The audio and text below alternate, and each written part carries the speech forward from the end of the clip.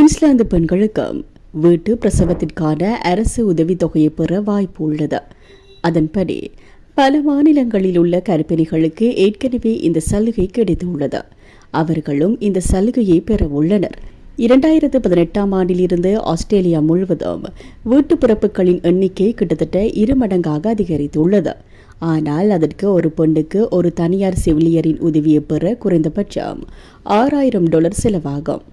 Queensland மாநில அரசால் அறிமுகப்படுத்தப்படவுள்ள புதிய அனுமதியின் மூலம் குறைந்த ஆபத்துள்ள கர்ப்பிணிகள் 2வது குழந்தையை வீட்டிலேயே பிரசவித்து அதற்கான உதவித்தொகையை வழங்க நடவடிக்கை எடுக்கப்படும் என்பது குறிப்பிடத்தக்கது.